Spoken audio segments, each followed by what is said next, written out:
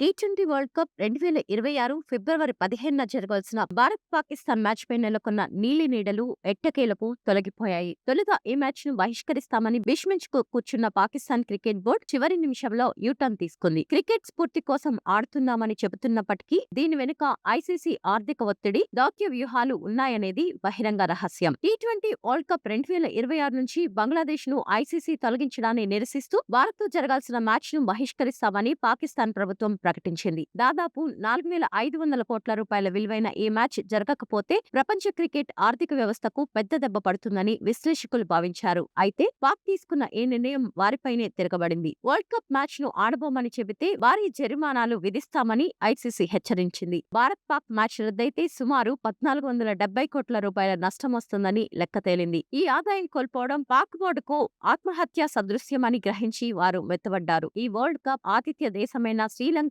పాకిస్తాన్ కు ఘాటైన లేఖ రాసింది. 2009లో లాహోర్లో లంక టీం బస్సుపై దాడి జరిగినప్పుడు ఎవరూ పాక్ వెళ్లడానికి ఇష్టపడకపోయినా తాము పర్యటించి పాక్ క్రికెట్ ను బతికించామని గుర్తు చేసింది. ఇప్పుడు ఈ మెగా మ్యాచ్ రద్దయితే తమ ఆర్థిక వ్యవస్థ చిన్నాభిన్నం అవుతుందని, కాబట్టి సహాయం చేయాలని కోరింది. దీనికి పాక్ నో చెప్పలేకపోయింది. పాక్ తన పరువు కాపాడుకోవడానికి బంగ్లాదేశ్ ను కూడా చర్చల్లోకి తెచ్చింది. బంగ్లాదేశ్ జట్టుకు ఎలాంటి జరిమానాలు విధించకూడదని, భవిష్యత్తులో వారికి ఐసీసీ ఈవెంట్ హోస్టింగ్ హక్కులు ఇవ్వాలని పాక్ డిమాండ్ చేసింది. దీనికి ఐసీసీ అంగీకరించడంతో బంగ్లాదేశ్ అభ్యర్థన మేరకే తాము భారత్తో ఆడుతున్నామని పాక్ కలరిచ్చింది. ఎన్ని రాజకీయ డ్రామాలు ఆడినా చివరకు ఆర్థిక ప్రయోజనాలే గెలిచాయి. పాక్ ప్రభుత్వం తన మొండిపట్టు వీడి ఫిబ్రవరి 15న కొలంబోలోని ఆర్ ప్రేమ్దాస్ స్టేడియంలో భారత్ తలపడాలని తన జట్టును ఆదేశించింది. దీంతో క్రికెట్ అభిమానులంతా ఊపిరి పీల్చుకున్నారు.